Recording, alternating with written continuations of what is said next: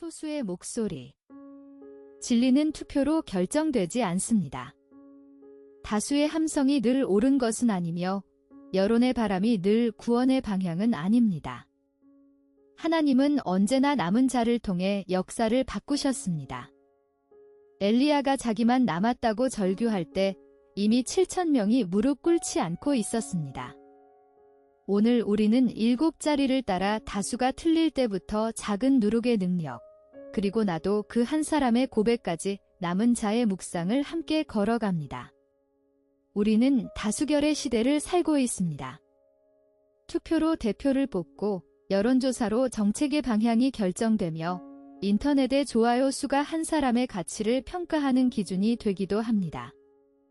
다수의 의견은 언제나 옳은 것처럼 보입니다. 그러나 출애굽기는 우리에게 분명히 경고합니다. 다수를 따라 악을 행하지 말며 송사의 다수를 따라 부정한 증언을 하지 말며. 출애굽기 23장 2절. 주목할 점은 성경이 다수 자체를 정죄하지 않는다는 사실입니다. 다수의 흐름이 악을 향할 때 그것을 따르지 말라는 것입니다. 오늘 우리는 7 묵상을 따라 함께 걷겠습니다. 다수가 틀릴 때 엘리야의 고독, 숨겨진 7,000명, 남은 자의 계보, 작은 누룩의 능력, 침묵할 것인가 말할 것인가, 그리고 나도 그 한 사람까지. 가나안 땅을 정탐한 12 정탐꾼 가운데 10명은 우리는 그들 앞에서 메뚜기 같다고 외쳤습니다. 다수의 목소리는 두려움이었고 그 두려움은 곧 불신앙이었습니다. 오직 여호수아와 갈렙 단 2 사람만이 하나님을 신뢰했습니다. 그들의 외침은 분명했습니다. 그 땅 백성을 두려워하지 말라. 그들은 우리의 먹이라. 그들의 보호자는 그들에게서 떠났고 여호와는 우리와 함께 하시느니라. 민수기 14장 9절. 백성은 다수의 편을 들었고 그 결과 그 세대는 광야에서 쓰러졌습니다. 주목할 점은 다수가 외친다고 해서 그것이 언제나 하나님의 뜻은 아니었다는 사실입니다. 엘리야가 갈멜산에서 바알 선지자 450명과 맞섰을 때도 마찬가지였습니다. 숫자로 보면 엘리야는 비교할 수 없이 연약했습니다. 그러나 불은 다수의 외침이 아니라 한 사람의 기도에 내렸습니다. 다수는 흐름을 만들지만 남은 자는 방향을 바꿉니다. 2 길의 표지가 우리 앞에 놓여 있습니다. 다수의 흐름은 여론조사로 진리를 가릅니다. 표 많은 쪽으로 양심을 정하고 넓은 길의 박수를 따라갑니다. 흐름에 떠밀려 어디로 가는지도 모른 채 흘러갑니다. 이 길의 마지막에는 광야의 무덤이 있습니다. 남은 자의 자리는 다릅니다. 말씀의 반석 위에 양심을 두고 기록되지 않아도 셈하시는 그분을 따릅니다. 좁은 문 안의 자유를 택하고 흐름을 거슬러 자리를 지킵니다. 예수님은 분명히 말씀하셨습니다. 좁은 문으로 들어가라. 멸망으로 인도하는 문은 크고 그 길이 넓어 그리로 들어가는 자가 많고 생명으로 인도하는 문은 좁고 길이 협착하여 찾는 자가 적음이라.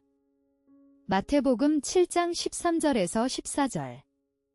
다수가 외치는 소리가 늘 구원의 소리는 아닙니다. 빌라도 앞에서 십자가에 못 박으라 외친 것도 다수였고 스데반을 돌로 친 것도 다수였습니다. 그러나 진리는 언제나 하나님의 말씀에 있었습니다. 갈멜산에서 바알 선지자 450명을 물리친 엘리야는 이스라엘 최고의 영적 승리자였습니다. 그러나 바로 다음 장면, 그는 이세벨의 위협 한마디에 광야로 도망쳐 로뎀나무 아래 주저앉습니다. 인간은 위대한 승리 뒤에 가장 깊은 고독을 만납니다. 엘리야는 죽기를 구했습니다. 그의 기도는 거룩한 순교의 고백이 아니라 지친 인간의 한숨이었습니다. 여호와여 넉넉하오니 지금 내 생명을 거두시옵소서. 나는 내 조상들보다 낫지 못하니이다. 열왕기상 19장 4절. 주목할 점은 하나님이 그를 책망하지 않으셨다는 사실입니다. 도리어 천사를 보내 떡과 물을 먹이시고 잠들게 하셨습니다. 영적 탈진에 대한 하나님의 첫 응답은 교리가 아니라 음식과 잠이었습니다. 호렙산 동굴에서 하나님은 바람과 지진과 불로 지나가셨습니다. 그러나 거기 하나님은 계시지 않았습니다. 그 후에 세미한 소리가 있었습니다. 열왕기상 19장 12절. 큰 소리에 지친 영혼은 작은 음성으로만 회복됩니다. 엘리야는 오직 나만 남았다고 3번이나 외쳤습니다. 그러나 하나님의 계산은 달랐습니다. 그러나 내가 이스라엘 가운데에 7,000명을 남기리니 다 바알에게 무릎을 꿇지 아니하고 다 그것에게 입맞추지 아니한 자니라. 열왕기상 19장 18절. 주목할 점은 엘리야가 보지 못했을 뿐 하나님의 셈법 안에는 이미 7,000명의 신실한 자들이 숨어 있었다는 사실입니다.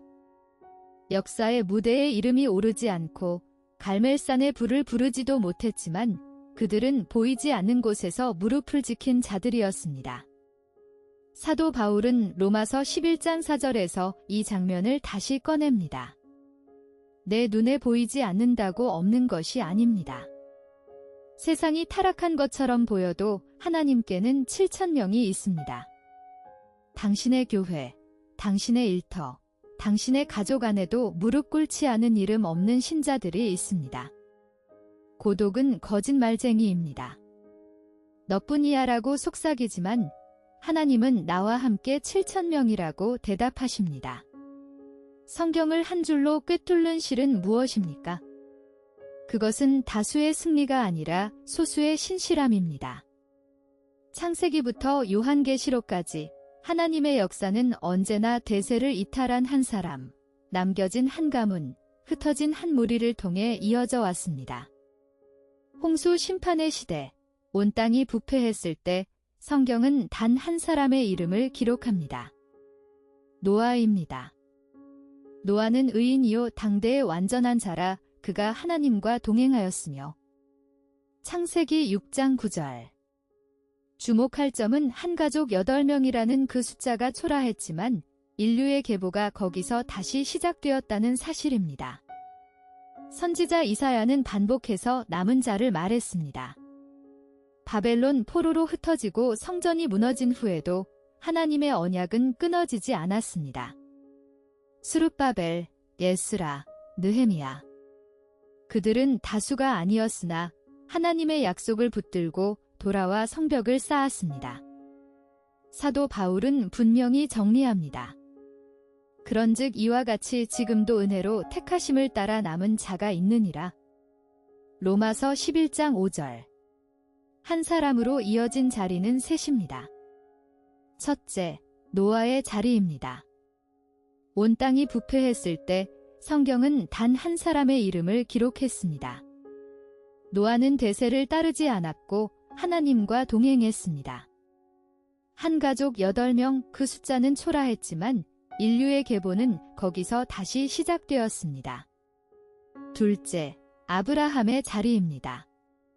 갈대아 우르의 수많은 사람들 가운데 하나님은 한 사람을 부르셨습니다. 군중에게 말씀하시지 않고 한 사람을 택하셔서 민족을 일으키셨습니다. 너로 큰 민족을 이루리라.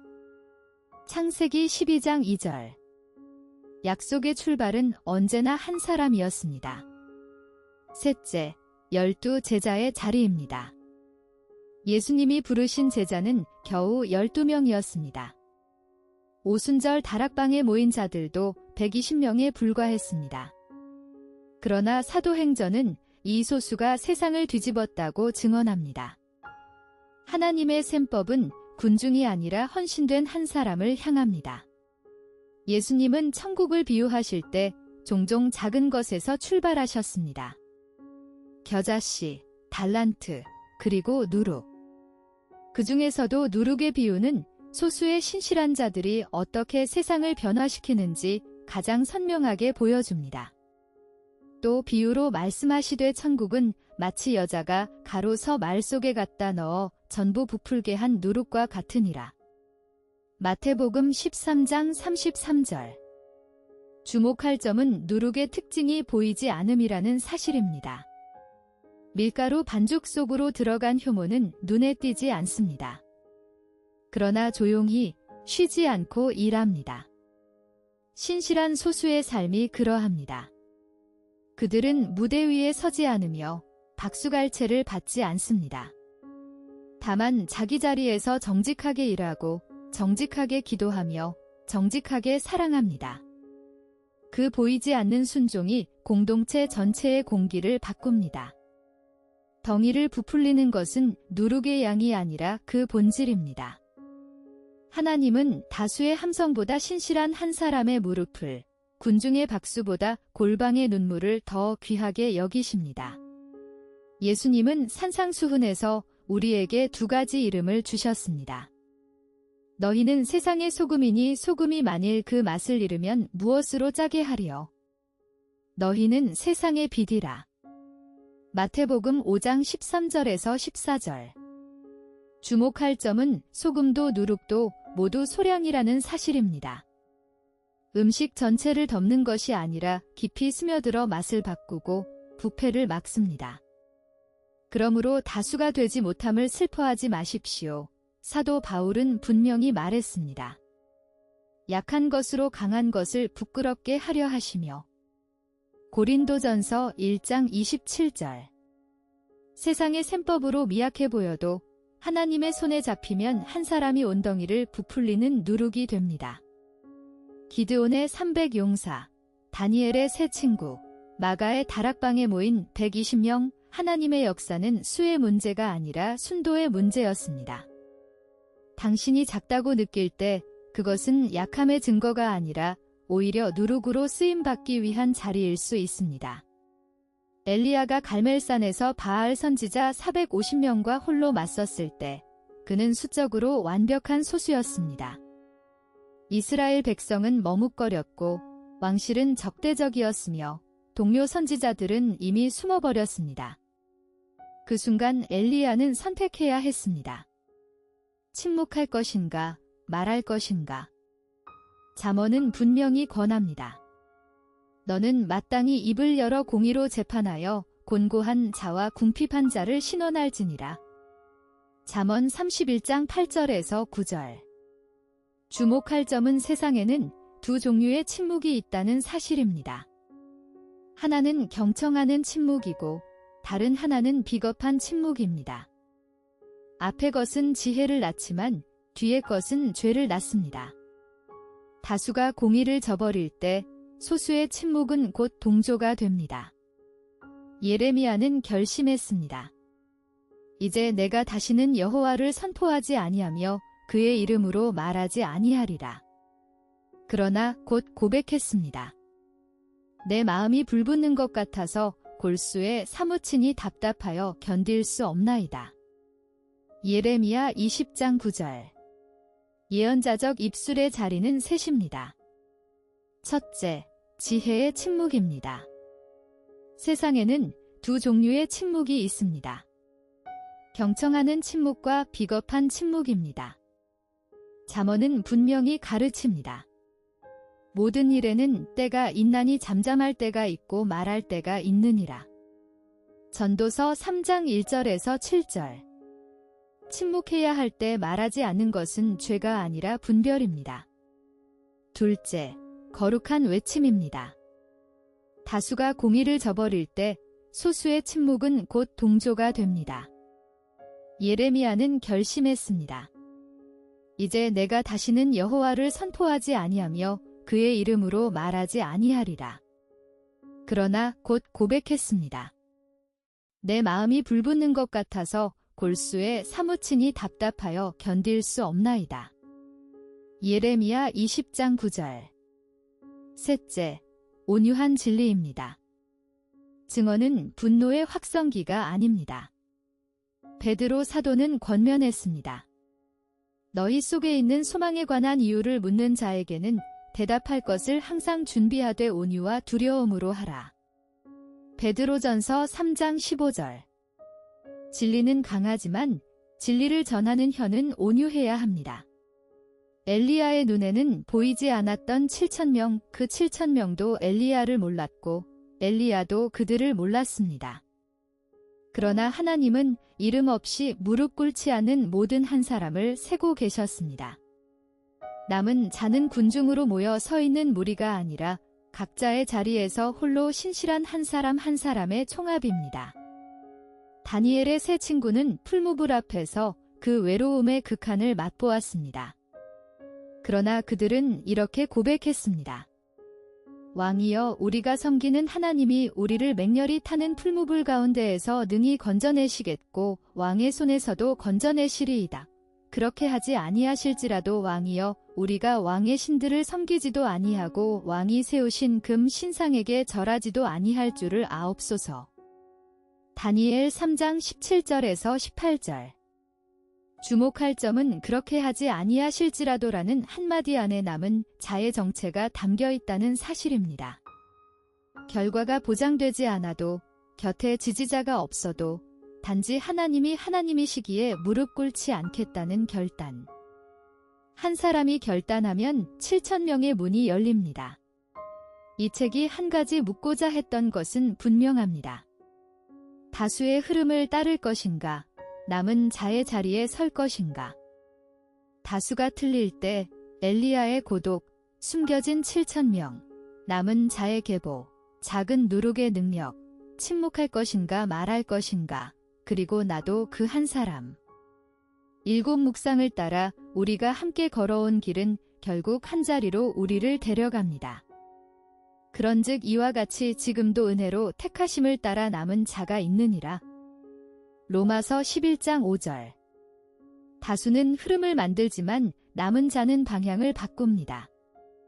오늘 당신의 자리에서 무릎 꿇지 않는 작은 결단 하나가 누군가가 내일 용기를 내는 근거가 됩니다.